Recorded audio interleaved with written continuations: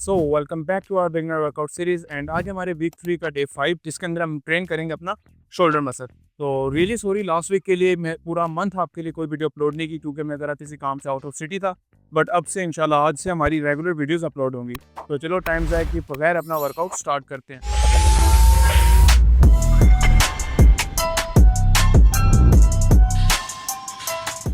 Workout start करने से पहले मेक श्योर आपने 5 से 10 मिनट का अपना वार्म अप एंड स्ट्रेचिंग लाजमी टाइम करना है। उसके बाद स्पेसिफिक शोल्डर की वार्म अप की बात की जाए तो आपने लास्ट पिछले जितने भी वीक्स में शोल्डर लगाया है इनमें इसको 1 या 2 एक्सरसाइज आपने पिक करनी है, उसका लाइट वेट के साथ एज अ वार्म अप आपने परफॉर्म करना है। और उसके बाद पहली गेम की बात की जाए तो ये हम लगाएंगे ओवरहेड डंबल प्रेसेस शोल्डर के लिए। तो चलो देखते हैं इसको एक्चुअली कैसे परफॉर्म करना है। डंबल आपने थोड़ा सा इसमें बढ़ा देना है क्योंकि आपका तीसरा वीक शुरू हो चुका है।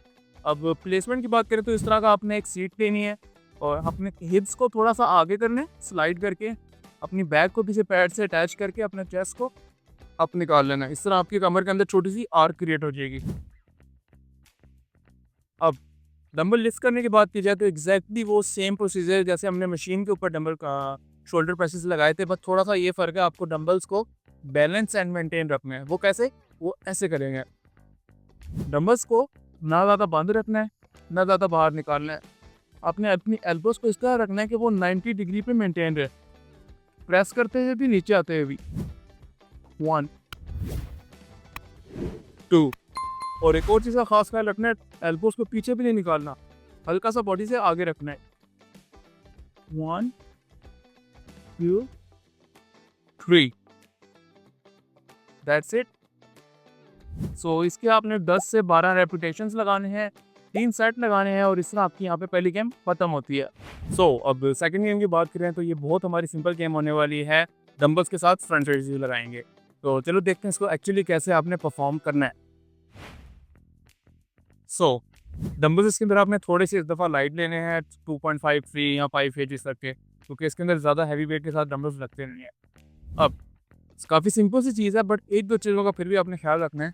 जब इसको लिफ्ट करना है नीचे, जब जहाँ से लिफ्ट करना है वहाँ पे आपके डंबल्स थोड़े से न्यूट्रल ग्रिप के साथ होंगे, टेढ़े ऊपर ला के हल्का सा हमें इनको सीधा कर लेना है। ये 1 एंड सेकंड ये चीज़ आपने नोट करनी है कि आपके जो एल्बोज हैं बिल्कुल यूँ स्ट्रेट करके बंद बाजुओं के साथ या डंबल्स आपस में जोड़ के यूँ लेकर आ रहे होते हैं, ये नहीं करना।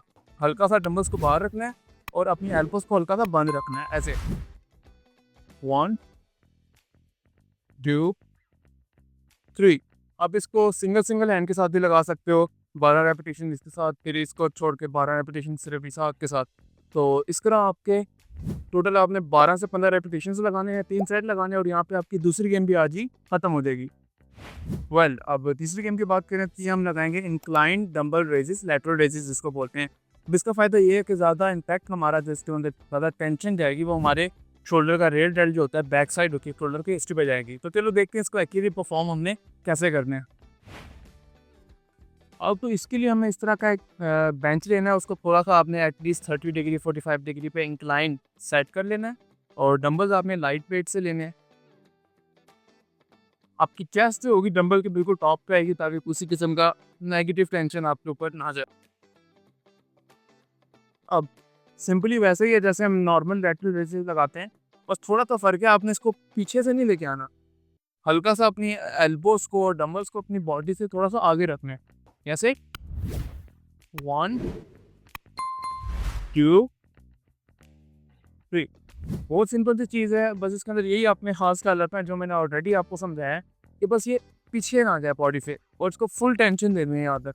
और इसके अंदर आपने ज़्यादा रेपिटेशंस लगाने हैं, पहले हम 12 से 15 लगाते रहे, इसका आपने 15 16 17 मैक्सिमम आपसे जितने रेपिटेशन इसमें लगते हैं उतने आपने परफॉर्म करने हैं। तो 3 सेट लगाने हैं और 12 से मैक्सिमम जितना आपने मैंने जस्ट समझाया है वो सेट लगाओगे तो आपके इसमें भी आपकी तीसरी गेम यहाँ पे ख़त्म हो जाएगी। अभी तक की बात करें तो हमने अपना फ्रंट शोल्डर, फ्रंट साइड जो होती है, साइड एंड रेयर डेल्ट, इन तीनों को ऑलमोस्ट टारगेट कर लिया 3 एक्सरसाइज में लास्ट।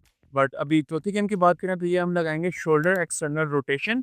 इसका फ़ायदा ये होता है कि आपकी किसी भी किस्म की जो वर्कआउट के बाद इंजरी या मसल स्टिफनेस होती है, जकड़नपन जिसको बोलते हैं, वो जब चीज़ें होती हैं और किसी भी इंजरी से आपके बचाओ, ठीक है, वो सब के लिए एक्सरसाइज बहुत ही बेहतरीन है। तो चलो देखते हैं इसको आपने कैसे एक्चुअली परफॉर्म करना है। अब इसके लिए आपको इस तरह एक केबल मशीन चाहिए, इस तरह का एक आपने हैंडल उसके अंदर सेलेक्ट करना है। अब उसकी जो प्लेसमेंट है वो आपने एग्जैक्टली अपने शोल्डर की जो आपकी जो हाइट है ना उसके अकॉर्डिंग रखनी है। मशीन से थोड़ा सा पीछे होना है और ऐसे नहीं खड़ा होना कि आप मशीन से केबल से थोड़ा सा राइट पे निकलो, ऐसे निकलो कि आपका जो एल्बो है ना वो उसके बिल्कुल स्ट्रेट रहे। ठीक हो गया, या होगी प्लेसमेंट। अब पहले तो आपने इसको पहले यूं करके पीछे खींचना है, ताकि आपका जो रेल डेल्ट और ओवरऑल शोल्डर है वो काफ़ी टाइट हो जाए। अब वन ऊपर की तरफ एक्सटर्नली आपने रोटेट करना है इसको। 1 2 3। कोशिश करना है इसको काफ़ी स्टेबल मोमेंटम के अंदर आपने लगाना है। ऐसे नहीं करना कि आप जब लगाओ तो ये बिल्कुल आपकी एल्बो नीचे हो जाए बॉडी से, और ऐसे करके लगाओ। कोशिश करना आपकी एल्बो अप ही रहे जब आप इसको परफॉर्म कर रहे हो। ऐसे 1 2, पहले एक हाथ से लगाओगे आप, फिर उसके फ़ौरन बाद आपने दूसरे हाथ से लगाना है। इसके भी 12-15 रेपिटेशंस होंगे, 3-3 सेट होंगे, और इस तरह आपकी ये वाली शोल्डर की एक्सरसाइज तो खत्म होती है। बट आप शोल्डर के साथ अपना ट्रैप मसल जो आपका होता है, उसके अंदर मैंने आपको पहले पिछले 1-2 वीक्स के अंदर श्रब्स वगैरह कुछ डिफरेंट टाइप्स से आपको समझाए थे। आप उसको भी इसके साथ परफॉर्म कर सकते हैं। सो ये था आज का हमारा वीक 3 का शोल्डर वर्कआउट। तो उम्मीद है आपको पसंद आया होगा, लेकिन स्टिल कोई आपके माइंड में कन्फ्यूजन है इसको लेके, तो आप मुझसे नीचे कमेंट सेक्शन में पूछ सकते हो। और make sure to like and subscribe to my channel, ताकि ये वीडियो मजीद आगे बिगनर्स तक ही पहुंच सके। और अगर आपके भी कोई जानने वाले दोस्त यार हैं जिन्होंने अभी नई जिम शुरू की है या वो भी कंफ्यूज हैं, तो आप उनके साथ भी ये शेयर कर सकते हो। कब तक के लिए थैंक यू सो मच, मिलते हैं कल की वीडियो में।